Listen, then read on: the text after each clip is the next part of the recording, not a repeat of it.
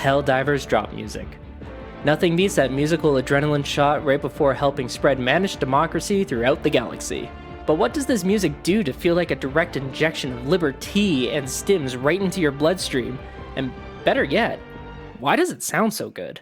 A blaring horn section and a heroic theme are part of it, but is there really nothing more to it?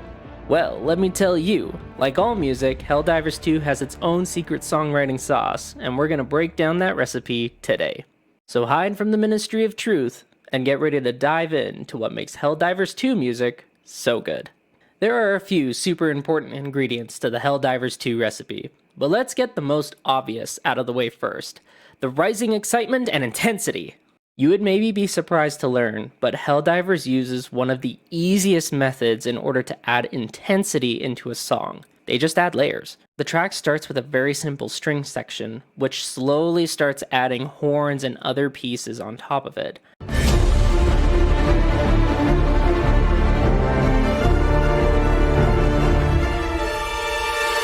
Before you get that big drop where all of the instruments come in together.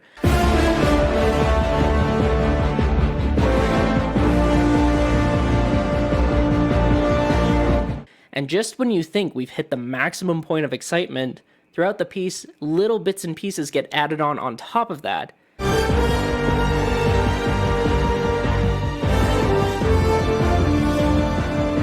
This layering effect can give more intensity to the parts that are already there, and is super important for adding excitement into a song. This next method technically falls in line with the previous one we just talked about, but it's worth mentioning on its own because it has a specific purpose. I'm talking about counter melodies.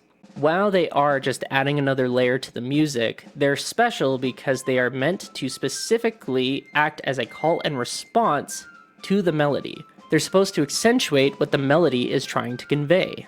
This added contrast can give a new life to the melody and make it more exciting and more present within the song.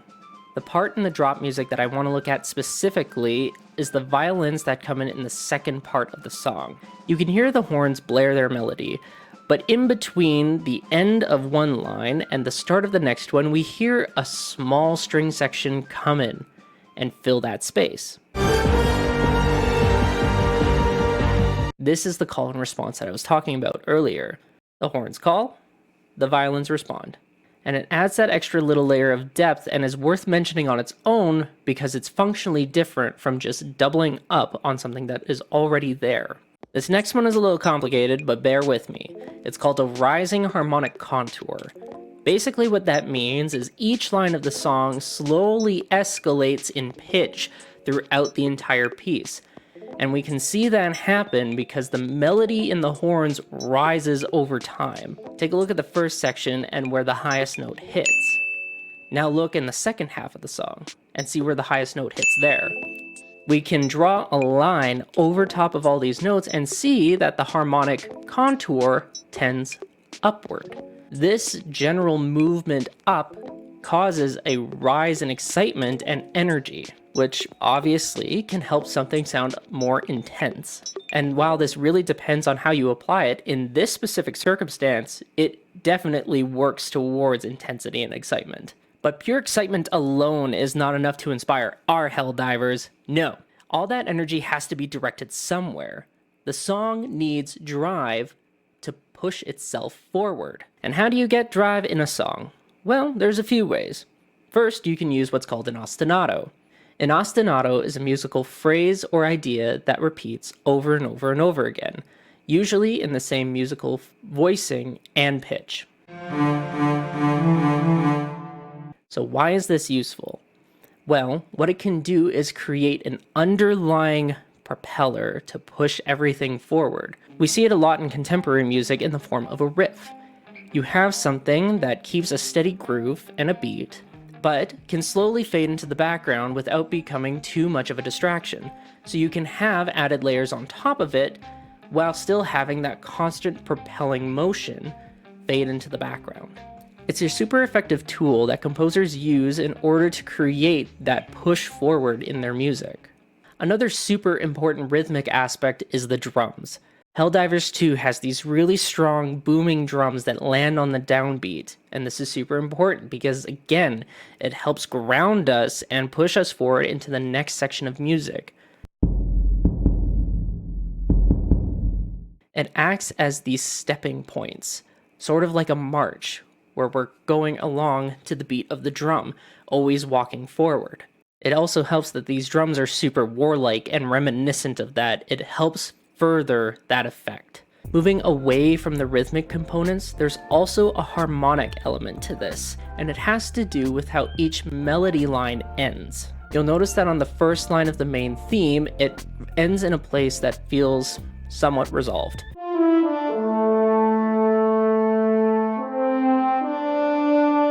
That's because it ends on the tonic note. That's the first note of the scale, and it means that it feels at home and at rest in the music. But the following line, we can see that it ends someplace else.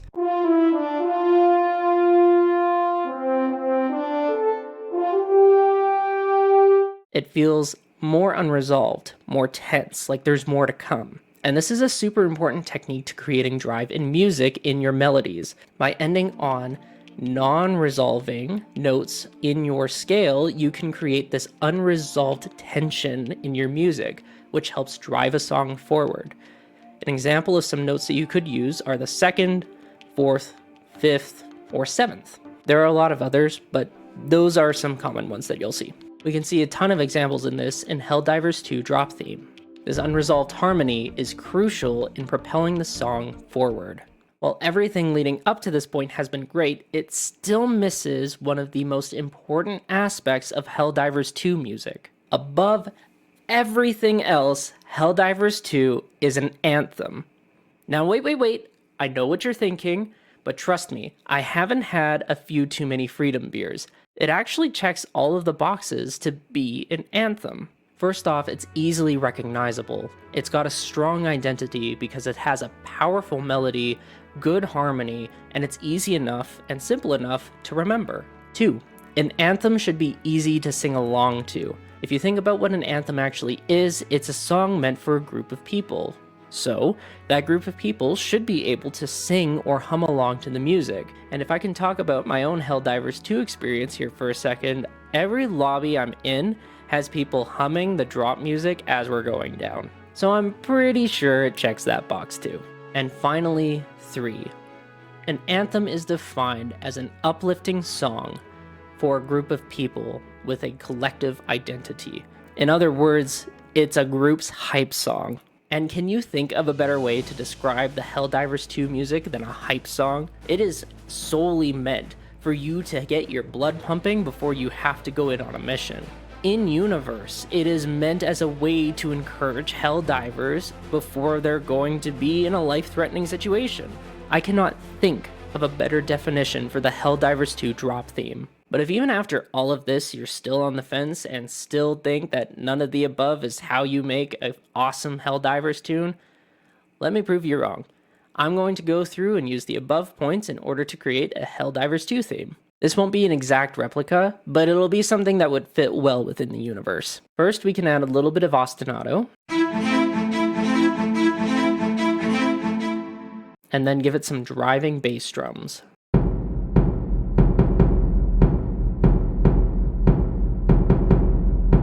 Now let's give that a little bit more layer.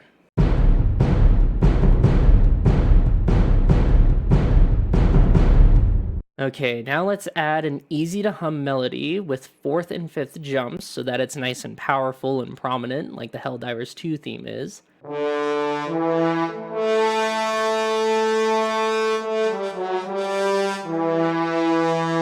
And we'll add in some unresolved lines to add some suspense.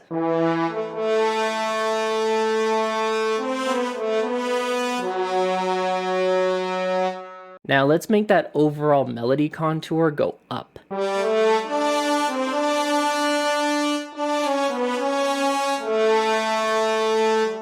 And then add a few extra layers to that.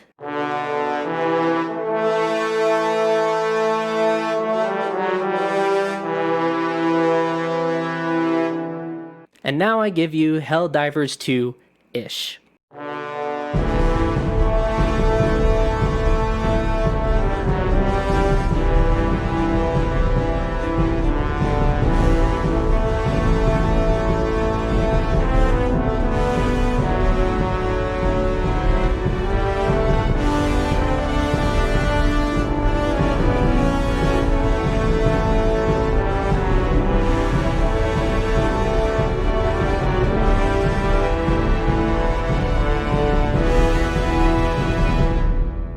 But that's all for this mission, Helldiver.